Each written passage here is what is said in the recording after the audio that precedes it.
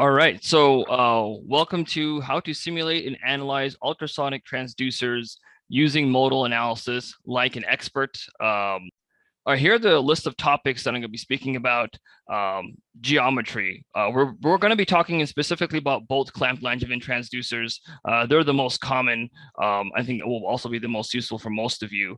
I'll speak about how do you go taking that geometry and design. I won't be speaking very in detail about design. This is more about using modal analysis and actually two methods I'm really excited about teaching. I think it's not commonly known or utilized is how do you optimize your transducer with modal analysis in terms of displacement amplification, and can you even calculate the electromechanical coupling factor using modal analysis? There's not even an electrical input, so how do you do that? Well, we're going to talk about that today.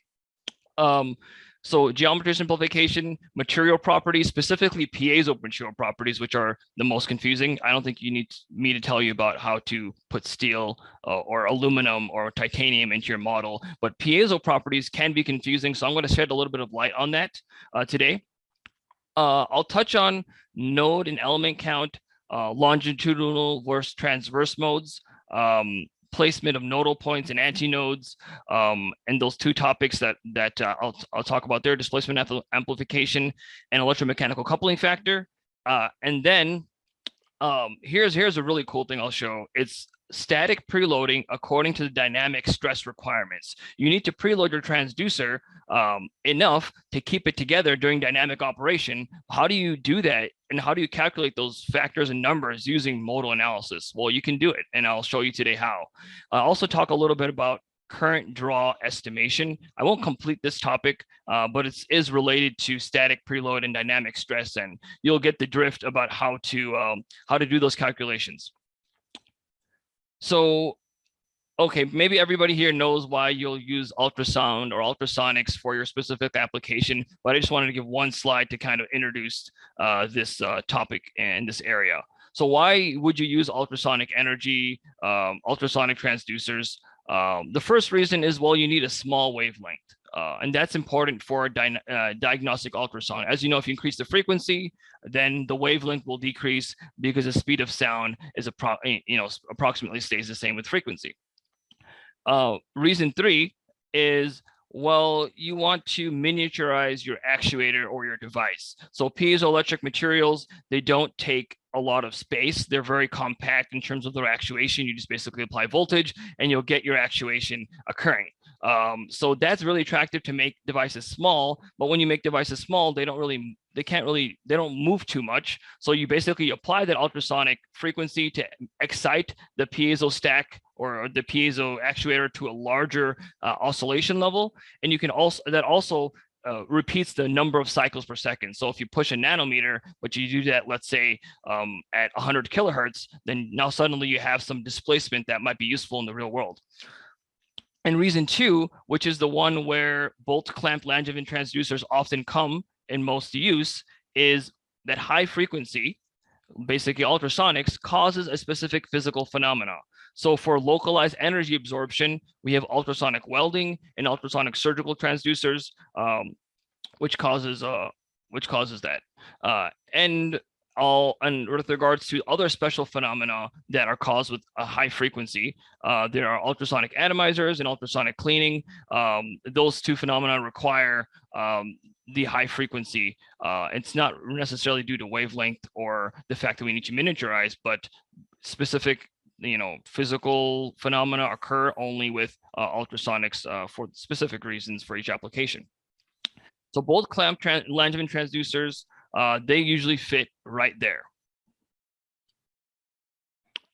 So let's talk now about modal analysis, and then we'll get into simulating, and I'll share a lot of gems from my experience and knowledge about how to use modal analysis. And by the end of this presentation, you'll have a much better understanding of piezoelectric materials and also how you can model them for useful results with this technique. So what is modal analysis? It's basically a linear solution of the theoretical frequencies of oscillation of a transducer, of a geometry, of a shape. You could do it of a building, you could do it of an aircraft. It'll show you what the displacement mode shapes are, and also tell you the frequencies that those will occur. they're also called natural frequencies of the system. So modal analysis, what does it do? This is the important part. It solves for resonance frequencies and displacement mode shape. So we have those two items that we get. But what don't we get from modal analysis of transducers?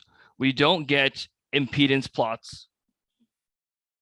We don't get displacement values like it displays 10 microns or 100 microns or 3 nanometers. You don't get that from modal analysis. You get a normalized displacement mode shape, and then you have to do some hand calculations, which I'll show you if you want to actually extrapolate that to something more physically tangible. You can't put in voltage. So there's no electrical kind of phenomenon explicitly modeled in modal analysis.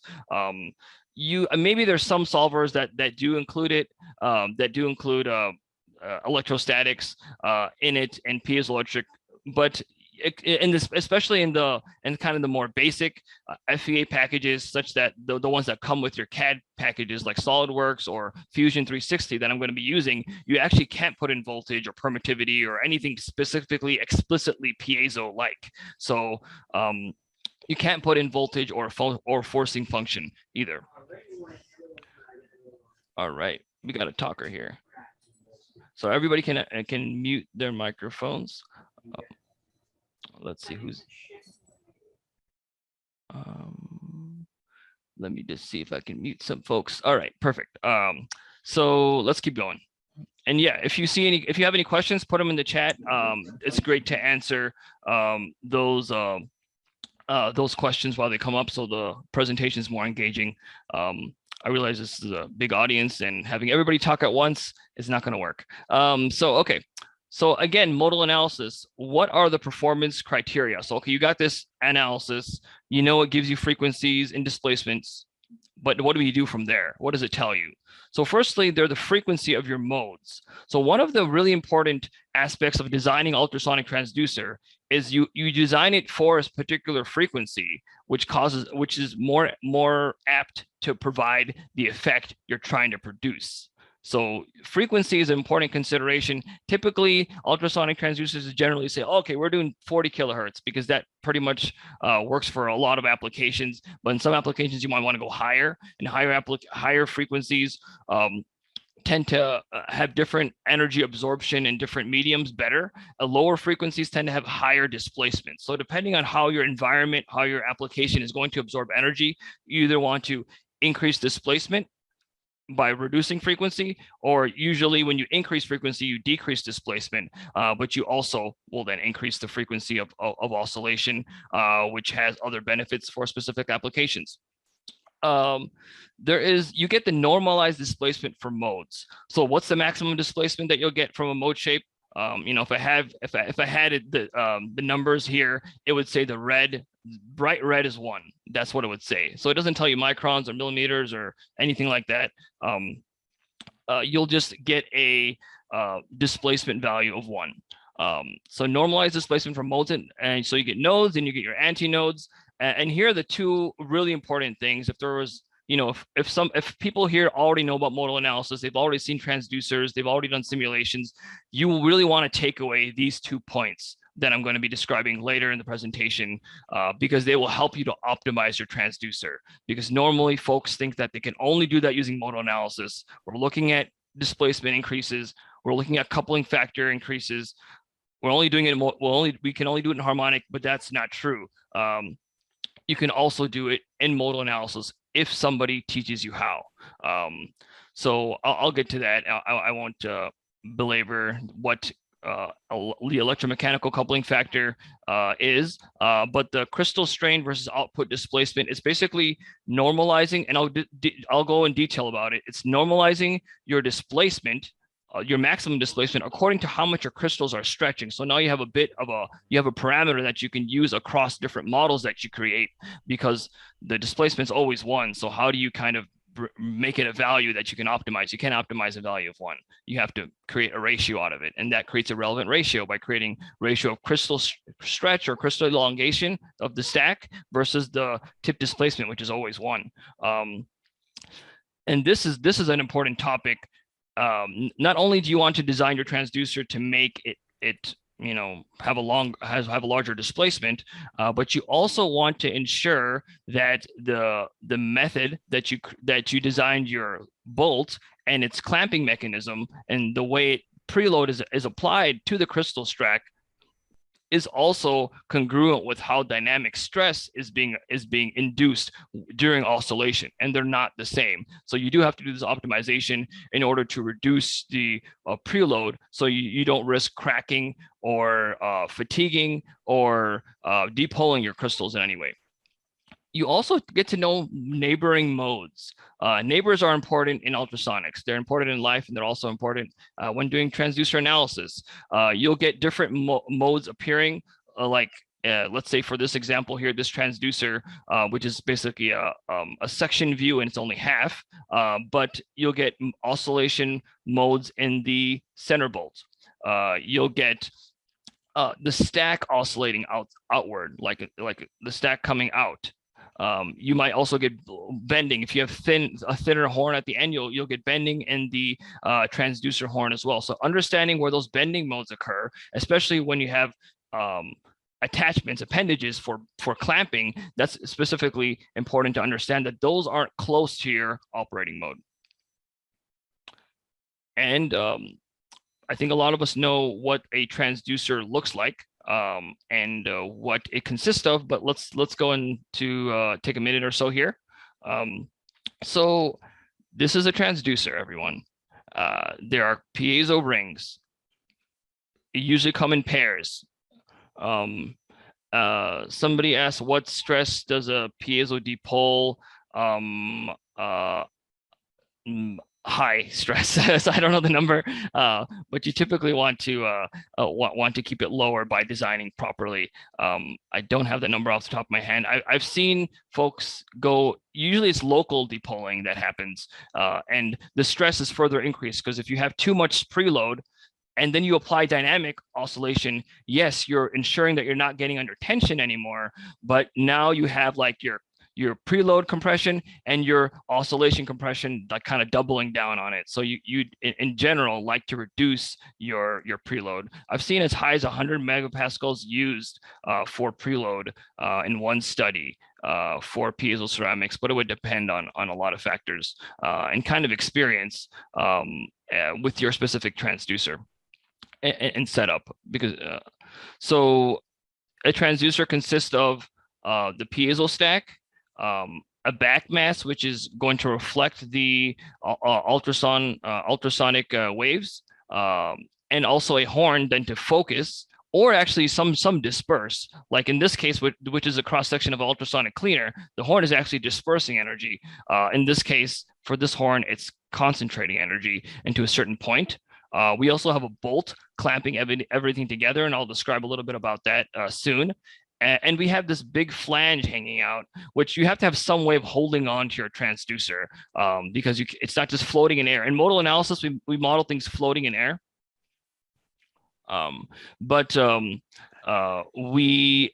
reality, you have to hold it to something. There needs to be a case, there needs to be a clamp. So you have to have a flange of some sort, which ends up being quite an important design study analysis to ensure that there's little displacement at the flange where you're actually holding your transducer. And for the specific one, I'm going to be modeling this specific transducer. I'm not showing the electrodes for simplicity's sake. And the parameters here are 16 millimeters diameter for the body of the transducer, and it's 40 millimeters in length from tip to back. And here's a section view there. And there's some questions here about SPL, and we will kind of get to that in the end. So the reasoning for the construction. So why does the transducer look like it looks like? Why not just glue it all together? Why do you need a bolt? That's one question. Well, the bolt kind of keeps everything together like glue, but it's different than glue because it keeps them under a compressive force, a very high compressive force, which you don't get any compressive force by just gluing things together, except if you're kind of talking about thermal expansion and things like that. But that's still not very much in comparison to what you can get from a bolt clamping onto your transducers. Because if you want to drive them hard, you have to compress them to the same extent, because once you get your crystals under tension, their performance is poor. And they also, first of all, the thing will just kind of come apart, so you won't really get more oscillation. The acoustic coupling will be lost once you start getting under tension, and those interfaces are no longer connected. You can't really transfer energy if it's not connected. But also piezo ceramics in general, when they get under too high tension, they will start to be nonlinear, heating, and cracking, and a lot of other problems. So they perform well under compression. The backmass reflects the sound waves, the horn amplifies or disperses the energy, and the flange is used to clamp the transducers, and the electrodes not shown are used to easily deliver kind of a voltage potential to the alternating ceramic stacks. The piezo ceramics will always come in pairs. The reason is so you can get isolation. If you see here, I'll just blow it up a little bit. If you have only one ceramic, then you have an electrical connection through the horn from the bolt to the backmass back to the other side of the ceramic. So it's pretty much short-circuited. You can't provide a voltage. But if you have alternating ceramics, if you have two, then there's an isolation. One provides isolation for the other, and you arrange them in alternating polarity, as some of you may already know. All right. So, okay, so great. How do we start designing them? What are the criteria? Too many to get into, and too many applications to talk about. But here are what your application, here's what your desire list is. Well, I want to have 30 watts of power. I want to achieve 60 microns of displacement. I want 60 kilohertz for a specific reason. My specific application can only have 200 volts. Well, I'm going to have this in a handheld case, so it can't be a very big transducer. How it will be held, the same thing. What environment will be exposed to can change your material horn considerations. There's also other special considerations for the transducers, like you need a through hole for surgical applications where you need to extract tissue, or you have to provide cooling due to the power requirements. There's a lot of different constraints. And then what do? We translate all those to engineering parameters like lengths, diameters, material properties. Generally, if you want a higher power, the transducer use larger crystals or more of them. The bolt design, the crystal thickness, the horn design, the flange design. Many of you may have seen a lot of different kind of constructions of transducers. They generally kind of look like this, because they try to focus the energy. The larger OD of the crystals, the larger diameter of the crystals, and the smaller diameter of the horn tip generally creates an amplification factor. Okay, let's now get into modal analysis, the kind of the meat and bones of the topic. First, we have our geometry. Let's say it was fully detailed, and there was markings, and there was detail in the bolt, and there were threads. So you need to take that realistic CAD model and make it something more simple, because many of the details don't provide practical benefits for simulation. So let's keep going here. So all right, we got it. So the threads, so first you need to remove the threads and ensure there's no gap between the mating faces. Similar to what this was showing here. There are no threads shown on this bolt, and there's also no gap between the horn and the backmass. Sorry, the horn and the bolt. Yep.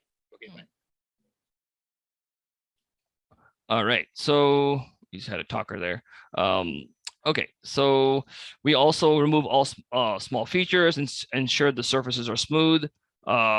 smooth. You can choose to smooth some sharp edges if that helps stress concentrations and having kind of odd results at corners. That's something you can evaluate after you've done your first model. You can remove, if you're choosing to keep your electrodes, remove the tabs. You don't need the tabs there for your first analysis. Although I will say that these electrode tabs cause problems. They resonate and they cause strange changes in impedance. So that's something to note there. And for modal analysis, we're not going to explicitly treat each piezo different. You're not assigning polarities. You're not assigning voltages. So you can actually have it as one big chunk. So I chose to keep it as 4 different pieces here, 4 different ceramics, but you can have it as one big chunk. It's not going to change your calculations. There's a question in the chat regarding clamping force, and I'll just mention that at the end. I'll just get to that at the end.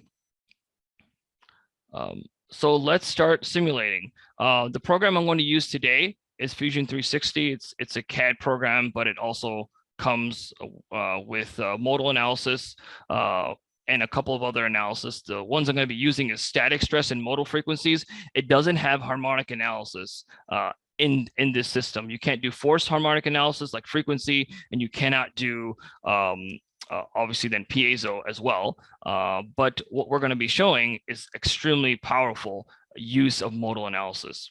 Okay, we got the model in, we simplified it. Now what?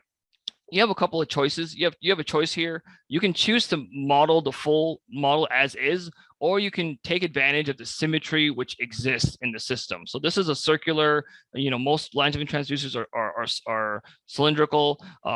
So you can actually cut the model into a quarter or even a smaller sliver, and then apply frictionless boundary conditions to those exposed cut faces. And that's effectively going to establish mirror symmetry. So you can actually model all the longitudinal modes pretty well. However, you need the full model to evaluate transverse bending modes, because the model is not allowed to bend in the plane of those faces, into those faces. So you're not going to, so it makes sometimes the problem with modal analysis is that when you do the calculation, especially when you have a thin horn or a thin needle, you get like hundreds of like torsional and longitudinal, not hundreds, like tens of longitudinal and torsional modes and bending and all of these things. So it kind of gets confusing. The nice thing about harmonic analysis is where you don't get so many modes, because torsion is not excited typically not excited in a symmetrical transducer. But in order to make it simple and make the modal analysis more relevant, especially up front, you establishing the symmetry makes preferable the analysis of longitudinal modes. Instead of 40 modes within a frequency range, you will get 5 modes. That makes life easy, especially when those 5 modes are relevant. And yeah, there's a good question about how do you know a mode is real using modal analysis, that it can be driven by the piezos. I'm going to answer that. And you can answer that by calculating the effective electromechanical coupling factor modal analysis. I'll get to it in a few slides, but if you calculate the effective coupling factor, like I'll show you, you're going to find it to be very small for those torsional modes, but you're going to find it to be high for the longitudinal modes. So that's one way you can know. If you want to do the full modal analysis, the full model, the 360 model, and then you'll do the coupling factor analysis to say that, well, was this really excited or not? Because that's what happens in practical life. If in practical life, it should be the coupling factor for a mode not excited is 0% or nothing. Like the resonance is right on top of the anti-resonance. There's no coupling there. So let's get into material properties. So this program is also interesting too, because it doesn't allow you to put anisotropic properties. So piezo materials are transversely isotropic, which means they're anisotropic. They have a preferential direction. They have a singular direction in the thickness, and similar properties going out from the polarization direction. So the 3 direction is a unique direction. The 2 and 1 are the ones that are the same. For for normal, metal materials, we typically always use isotropic materials. That's a pretty standard approach. But how do we model our piezoceramic as isotropic? So we're making an assumption here, and it's a good assumption as long as we have mostly axial motion and axial stress. And we assume that the piezo ceramics and the way they're pulled, the thickness or the axial direction is actually the 3 direction. So if we use the compliance under constant electric field S33, stress applied in the 3 direction and displacement or strain in the 3 direction, that would be the best value to use for your isotropic Young's modulus. Now, for a device that is very non-symmetric or it's a different shape, then you may not be able to use this assumption. But for Langevin transducers, we're typically going for that longitudinal behavior, so we are good to go with using this. For Langevin transducers, we use high power ceramics. Those are PZT4 and PZT8 equivalents. The way to know if you have that is if you have a quality factor over 400. That's typically a sign that you have one of these 2 generic types of piezo ceramics. And yeah, do the calculation, find the compliance under constant electric field in the 3 direction from your data sheet. That's a pretty typical value reported, and you'll be good to go with putting that in. The density is, I think, 7,800 about grams per cubic centimeter, or sorry, grams per something, I forget. But it's a pretty common value in for piezo ceramics. So one question is, how sensitive is simulation to the material properties of non-ceramic components? So if the material properties of the metals vary from the library, how much difference will that make? Well, it'll make as much difference as it does. If it changes 5%, let's say in this device, depending on where most of the energy is, if most of the elastic energy is in this horn here, then if the horn properties are different from your data sheet values, the actual ones are different from your simulation values, then you'll have exactly that much change, because on a basic level, it's kind of proportional to your speed of sound. So, well, if your speed of sound is now different, well, then your sound, your wavelength and resonance, so it'll just directly change. But they're generally in the right ballpark. You can do model adjustments. So I'm not describing in today's presentation how do you adjust your model, but if it's not extremely critical, it's okay. Like, you look for your model to give you direction for your experiment. You don't ask it to be your experiment.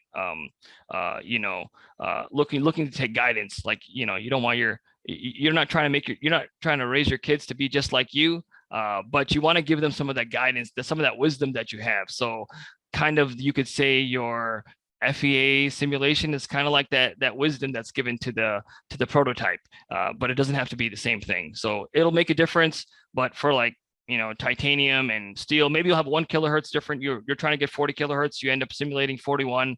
I wouldn't throw a fit. I wouldn't see a problem with that at all, because there's so many other interfaces involved. It's hard to isolate. And if you get if you make a machining and how you get your material, like you get it in a small bar or a thick bar, do you get it in a plate, that's all going to affect what your properties are going to be like. So yeah, that's all. So meshing, kind of a standard thing. Here's some guidelines. You at least want 10 elements per wavelength, but I think for modal analysis, go to town with your mesh because it solves so quickly. There's no reason not to use a large mesh. Speed of sound equals the wavelength times frequency, just to give you an idea about how to calculate wavelength. Minimally, you'd want to have at least 3 nodes in every kind of thickness direction, or every width. So the center bolt here is kind of the smallest member. So you might want at least 3 nodes. But again, this is modal analysis. Pump up your mesh count, and don't be scared that your simulation may take a minute longer because you have more elements there. So in general, you do some level of convergence. Make sure that refining your mesh does not cause more than 1% change in the frequencies of the modes of interest.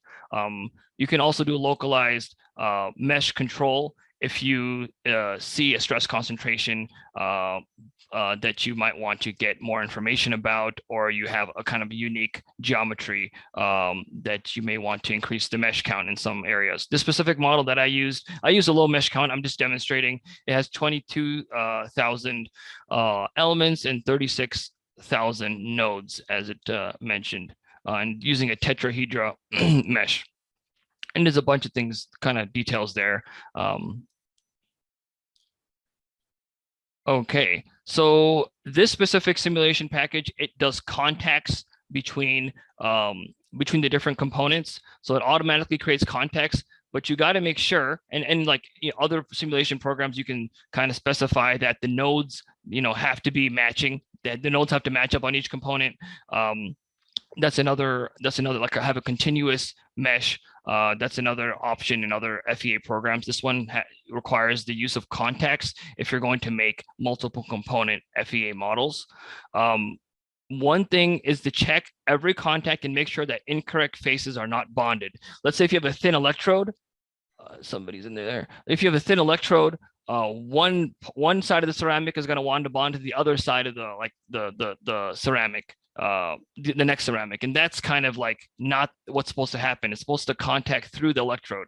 Or also what happens is that the ID of the ceramics bonds to the OD of the bolt. That's not supposed to happen. There's supposed to be a gap there, but because the tolerance is within the automatic contact range, it just contacts it. So just check those out so you don't get something screwed up. All right, we're going strong here. And we still got lots of good stuff here. All right, so simulations, frequency settings, 1,000 to 100,000. Start with a non-zero frequency range, because then you'll get the rigid body modes. Modal analysis has no fixed boundary conditions. I don't recommend putting fixed boundary conditions for clamping positions either, just because that is a fake. There's no perfect rigid boundary. It's going to leak losses at that point. It's going to be, you can compare before and after, but I wouldn't say you shouldn't put those in your actual device. You should just simulate it until you get it to be minimum, at least as part of your core analysis. Simulation time, well, it took less than 2 minutes. And this is one of the reasons why modal analysis is awesome, because you can iterate quickly. You can put a hole in something, try it again, neck down the horn differently, try it again. You can do a kind of a brute force method of optimization. The other reason that I like modal analysis is it's very simple. There's no voltages, no, in this case, I didn't even use real piezo properties. Nothing anisotropic, just very kind of simple and plain. But and also, if you have a model that doesn't tell you too much, you're tempted to go to experiments to really know what happened. And that's actually the point here. You're supposed to go and do experiments and prototyping after you've created your design, not kind of iterate and loop around in FEA. So simulation's complete. You get a mode shape, and you get several of them for each frequency generated. And here we have the first two modes, 19,000 and 19,700 hertz. They're flange modes. The flange is oscillating. And also 40 kilohertz is another flange mode. At 62 kilohertz is a longitudinal mode. Now, ideally, I would have designed this transducer for a specific frequency. I didn't. I just created it for demonstration. And then we have multiple other types of frequencies, like a stack bending mode, where the stack is kind of like flaring outward. We have more flange modes. We have combination modes between the flange and the horn, and also center bolt modes, where the center bolt here is oscillating and shows a lot of stress and not the rest of the structure. So let's just get the party started and make all these simulations. Actually, I'll like move around. So that's the flange mode at 40 kilohertz or so. This is the stack mode. So if you specifically have a very long stack with a long back mass, you might be susceptible to like this behavior, which if it coincides with your resonance frequency that you're trying to operate at. If this was more like 62 kilohertz, not 70, then I would be worried about also designing that specifically different. Here is a 60 kilohertz mode that we're targeting. So there's another question about Young's modulus. I'll get to that at the end. Just in the interest of time, I'll go through the chat and see what I answered and what I didn't answer. If I don't know, I'll try to make something up. So you get your nodes and antinodes. This is just a different view. This is a banded view. So your antinode is a maximum displacement. Your node is a minimum displacement, which happens at the crystal stack. There's also low displacement at the flange, which we want to look for. And this is the absolute. So this is one thing to note. And listen up. When you're doing your modal analysis, when you look at total displacement, everything is positive. Well, that's not true because you have things going back and forth. It's not all positive. Like one part of your transducer is going that way, the other part is going that way. So it's not all positive. That's why you have to go into the axial direction. In my case, it was Z, like modal, displacement Z to get the actual numbers for the calculations I'll be showing. But this is useful for understanding nodes and antinodes. So basically at the backside, you have low displacement, and then we go up, and then it kind of crosses at the nodal point with 0 displacement. And then we have this kind of really sharp increase in displacement as the horn necks down. This is just drawn for you. Fusion 360 doesn't have the ability to draw a plot for this, but this is typically what you're going to expect. And no, this is what I call the really good stuff. Like this is going to separate you from using modal analysis like a beginner and using modal analysis like an expert, is that you can calculate displacement applications and electromechanical coupling factor without having to wonder what frequency range do I need to type in for my harmonic analysis and wait for all these frequencies to solve. Modal analysis is quick, and you can actually get these values and iterate quickly. One argument would be well, I thought you needed modal analysis to measure displacement. Yes, but you don't need it to understand if one transducer is optimized in comparison to another, and I'll show you how to do that. An electromechanical coupling factor, but we're not even modeling electrical behavior. Well, there are other ways to model electrical behavior implicitly, and I'll talk about that. So displacement amplification, what is it? It's the measure of amplitude between the amplitude ratio between crystal behavior and tip displacement. So its definition is tip displacement, which is always 1, and crystal stack stretch. So if I'm showing this crystal stack here, I look at the displacement, and this is use the axial. So use the Y or Z modal displacement, not total, because you're not going to get a negative value. You're not going to show stretch. It's always going to be positive. So don't use total. Use Z if that's your axial direction, or Y if that's your axial direction. So if you see here, it's negative on the top face is negative 0.33, and the bottom face is negative 0.25. So I calculated the displacement amplification to be 1.72, and 1 is obviously, well, that's going to be that's the tip. So that's easy to always do. And if you optimize your design to increase this number, you have improved your transducer compared to another one that you started with. If you make your horn smaller, the diameter smaller at the end, it's going to increase in general. And if you make the horn transitions different, it might get better, it might get worse. You'll be able to tell if you change your material properties of your, use a tungsten backed mass versus a stainless steel or aluminum or different horns, you'll be able to tell this optimization. Now, this doesn't tell the quality factor and how that plays in, but it will tell you your displacement amplification independent, which is related to mode shape, not the quality factor. So this is electromechanical coupling factor, which is a really interesting calculation. It's quite easy. So it's the difference between resonance and anti-resonance. It's a measure of energy coupling between electrical input and mechanical input. But how do we use this? Usually in your simulations of harmonic analysis or your measurement, you look at resonance frequency, anti-resonance frequency, and that's how you do it. That's how you calculate it using this equation here, this coupling factor equation. However, if you want to simulate that in modal analysis, you actually have to change your piezo material property to open circuit compliance. And the way you calculate your open circuit compliance, because a piezo is stiffer when you don't have electrical leads attached, Your open circuit compliance, which relates to your anti-resonance frequency, is determined by 1 minus the coupling factor squared multiplied by your elastic modulus, sorry, elastic compliance and your constant electric field, which is basically the short circuit condition. So you take this value, which is it's a stiffer material, it's stiffer, so the compliance is going to be lower, or the Young's modulus is going to be higher. So what I did once you finish your first model, you clone the study, you replace your piezo circuit properties. PZT short circuit is one of my properties. PZT open circuit is the other property that I changed it to. Note the new resonance frequency of that same mode. The first resonant frequency for me was 62 kilohertz. The second one was 71. It's the same type of mode. So you can calculate the coupling factor and you'll get a number. And increasing it is going to increase your coupling factor in real life too. And it also, it's a measure. It's going to relate to how close your node is to your ceramics. What's the ratio between ceramics, the energy stored in your ceramics versus the rest of the structure.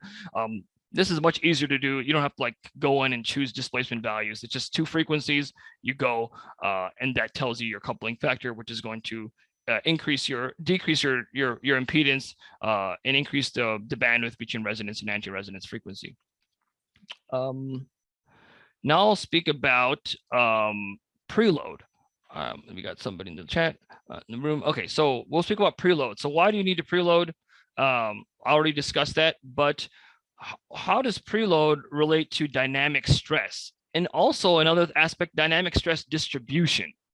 So dynamic stress distribution, it's not like, let's say it's, 10 megapascals or 10 megapascals of pressure on the ceramics during operation, dynamic operation, do like min max 10 plus 10 minus 10 plus 10 minus 10. It's not uniform across the crystal face. And also note that the compression the stress distribution that's due to static preloading is also not uniform across the entire face. So because they're not uniform, and actually static preload is more non-uniform than dynamic, you have to take special attention to try to normalize or even out the static preload by designing your bolt and back mass appropriately. In general, the farther away the bolt head is from the ceramics, you'll have a better distribution, but there are multiple ways of ensuring that. So I won't get into those ways, but I'll get into the analysis that you can do to understand how far off are you. So dynamic stress tends to be more uniform, and we need to optimize the design in order to reduce discrepancy between to get the best performance with lowest preload. Now, this is how I analyze preload with Fusion 360. I cut a hole in the middle of the bolt, and then I apply forces on the inner faces that I cut, and I try to get the bolt to compress. So by compressing the bolt by adding, and I'll just kind of zoom in there. I compress it and I use 1 Newton. It doesn't matter how many Newtons you use. I'm looking for distributions, and I can normalize it according to however much preload I put on. But that causes compression in the bolt or tension in the bolt and compression on the stack, because the bolt is kind of being pulled together, and the stack, and then it's the head of the bolt is now putting compressive stress through the horn onto the stack of the back mass and onto the crystal stack. So that's what it looks like. I think this is the von Mises stress, but we're not interested in von Mises stress right now. We're not looking at fatigue or cracking. We're looking, does this thing stay together when we operate it in dynamic operation? That's what we care about.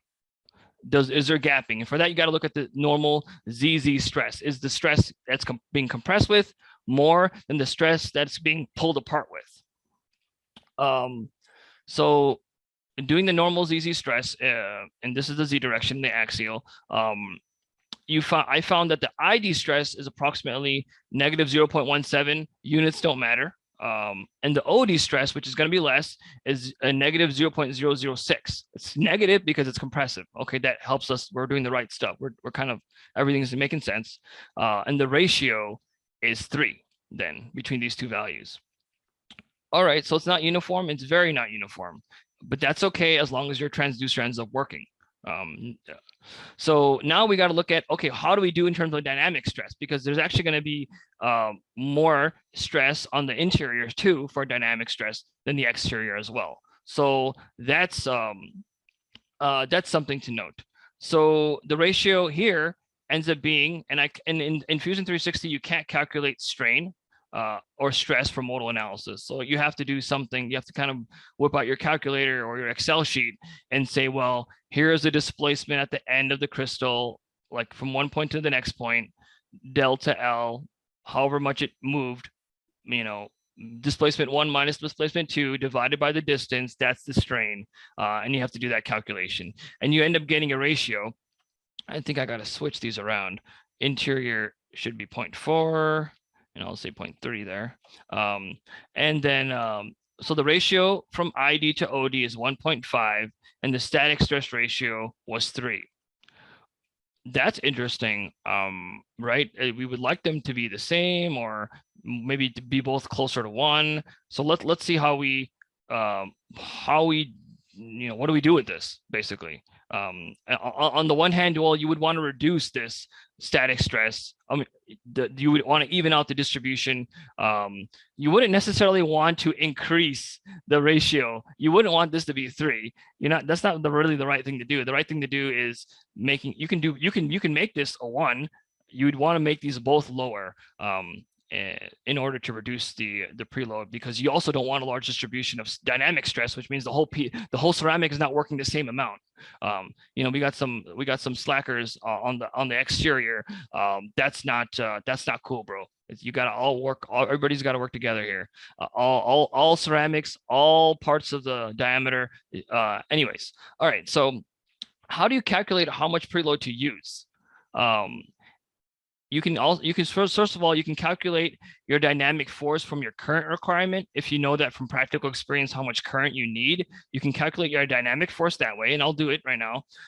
And then you can calculate your static force that you get from your voltage on your crystal preload process. So let me go to the Excel sheet here, and we're doing okay on time, I think. Let me just see how much I have left. I'm actually almost done here. This is going to be the last the main slide, and then I'll stop the recording and I'll ask for questions. And I'll start with the questions that were already in the chat. So let's go back real far back to college, back to the definition of charge and current. You may have learned that in high school. So current, which is what? Coulombs per second, is equal to charge multiplied by omega, which just comes out of like the sine. You take a derivative of a sine, the frequency pops out. So this is for a sinusoidal wave. This is what you get. Current equals Q, which is charge times the angular frequency. Rearranging this equation and putting omega on the other side, and knowing that charge is actually equal to force times the D33 coefficient. That's the charge generation rate. So when the ceramic oscillates, you can think of current as a sensor property. It feels the forces applied, and it creates charge as a result. But when you short circuit that charge, or you have an external circuit, now that charge is going to flow, and you're going to measure it, and it's going to look like it's driving the transducer, which it kind of is. But it's helpful to look at as a sensor property. And you also have to multiply the number of ceramics, because each of these ceramics are getting the same stress. Because you have different layers, you're going to get more current all of a sudden. So solving this equation for force, and for omega, I put in 60 kilohertz. You can't really read it, but I'm putting 60 kilohertz. For the D33 coefficient, I put in 300 picocoulombs per Newton. 300 picocoulombs per Newton, and I'll share this too with all of you. And we have 4 ceramics, so I put 1/4 is 0.25. So coming out of this calculation, and also, whoops, I just forgot this part, and the current necessary. So I said I have 300 I think this should be divided if you want RMS. So basically, and I'll just increase that. All right. So I said I want 500 milliamps amplitude. So that's so I just put that in RMS, but I guess amplitude would make more sense. So let me just correct that. So we have 500 millivolts amplitude because that's going to be the amplitude of stress. That's also going to be the amplitude of stress we're going to need to compress against. RMS isn't relevant because we're dealing with amplitudes, especially with regards to static. So the actual dynamic force is 1.1 kilonewtons. The distribution factor we found for dynamic stress was 1.5. The min and max is going to be 1.5 different. So from the mid to the max is 1.25. So max to min is 1.5, mid to max is 1.25 ratio. So therefore, with the wrong spelling here, so with your safety factor or with your distribution factor, you have 1.3 kilonewtons you need to apply in order to compress that inner tip when it's displacing. The inner ID of the ceramic. Here, we're in static mode. All right, completely different. Charge equals the force times the 333 coefficient multiplied by the number of ceramics. This is usually the equation we look at, but we add this n because all of these ceramics are getting forces, so they all will produce their own current or own charge.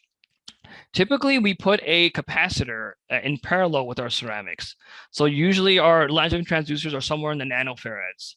We usually put a microfarad capacitor. So assume you have a microfarad capacitor of 3 microfarads. You crank it down, you get 1 volt. And you already know your 333 coefficient and the number of ceramics. So you can basically calculate all of this out until you get your preload that you measure from your voltage. So you measure voltage and then you can calculate preload. You can obviously arrange the equation any way you want. You'll get 22.5 kilonewtons of preload. But because hopefully I didn't make a mistake here, but you have a distribution factor of 3. So in order, and that's the min to max. So the max is going to be the minimum displacement. I think I probably did this a little bit incorrectly, but that's okay. I think I probably should have multiplied this together. All right, just making one quick correction here, dropping in. So when we're looking at the distribution factor, this is the average dynamic stress or dynamic force. This is the distribution factor from the mid to the max. Like we measure the strain on the edges, and that's how we found the distribution factor. Now we're looking for mid to min because when we're compensating for the dynamic stress, we have to compensate that at the minimum point, which is going to be where this minimum preload. So where the preload is smallest, because that has the preload, the static preload has lowest value. It's the starkest distribution. We're going to look at the exterior surface. Even though that has lower dynamic stress, it's also going to have much lower static stress. So we'll calculate with the safety factor, or with that with the factor. I'll say we go from this value multiplied by mid to min, and that's we have almost 900 newtons on the exterior surface. And if we go to the preload voltage, in this case, we have for 1 volt measured, or we can say whatever we want. We can 0.8 volts measured. We have a static volt preload, an average preload, or a total, actually, we better call the total, as 2000. The distribution factor we found was 2 from min to max. So from mid to min, or from kind of average to external, you can calculate, and this probably be better as a Pascal value or like a pressure rather than a Newton. So you can calculate that dividing by area if you want to calculate that. I'm not going to because I'm thinking about ratios here. So the exterior feels like it has a pressure equivalent to 1,000 newtons over the whole surface. From in this case, we do have enough. So for example, the minimum value, and you can solve specifically for that. So let's say if a minimum voltage that we should measure is 0.7 in order to compensate with this factor. Now you add another safety factor. This is not a safety factor. This is a distribution factor, which actually exists. All right. You could do the same thing with the internal side. In that case, you would just multiply the highest dynamic force with this number, you'd have 1381, or if you want to do it here with the interior surface, you would have 3500. So this is also a problem here. If you calculate, pressure, and you can do that by divided by the area of the crystal. Divided by the area of crystal.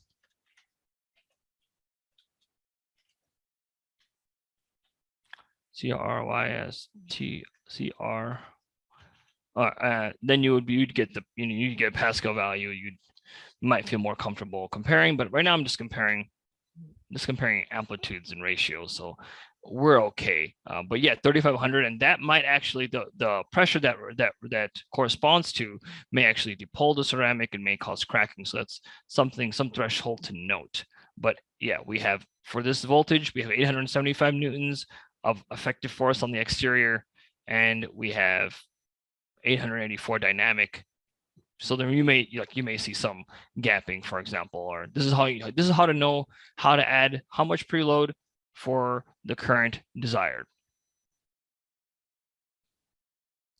All right, now back to the presentation. So in conclusion, you can actually do a lot with modal analysis.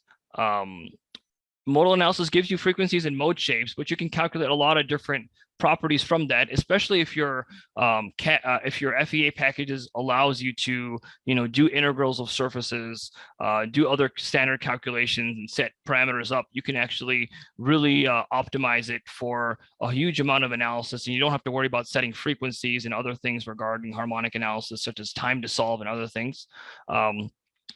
So it's sufficient for optimization. And it also, because it doesn't give you too much information, I almost feel like modal analysis encourages you to go on and start experimenting and prototyping sooner. And I think that's the really important step. Once you have a working design, you want to get out of FEA and get into experiments in order to provide that, provide what it actually happens in practice, because they're often different and a lot of the problems only exist in experiment and they're not in FEA. So that is an important consideration to get toward as quick as possible once you get. So, okay, I'm just going to give a quick sales pitch, and then I will, and then I'll kind of open the floor for questions. Yeah, again, my name is Hussein Shakani. I'm the founder and lead consultant of my company, Ultrasonic Advisors. I help companies with topics like simulation, prototyping of the transducers, characterization. I worked in a whole host of different applications. I've held different positions as transducer engineers within companies, but seeing the need for expert analysis kind of on a larger scale for many companies, I started my own consulting company a couple of years ago. Yeah, if you feel like you are constantly trying to solve a transducer problem, you're just trying things, you are not able to get to solutions. Well, a lot of the information that I talked about here was, I developed through experience, through my PhD work, and through thinking deeply about this subject. So I have a lot of insight and abilities to help with very deep problems, technical problems in the area. So after kind of working with me on your transducer problems and specific, let's say, optimizations or other investigations, you will have a lot more confidence in the product you're developing. And when problems and questions come up, you'll actually get answers versus just kind of iterating on, just too much prototyping, or you really feel like you're just guessing or throwing kind of darts blindly at a problem which you really know has a good solution, but you perhaps aren't aware of the method to accomplish that. So I will stop the recording now.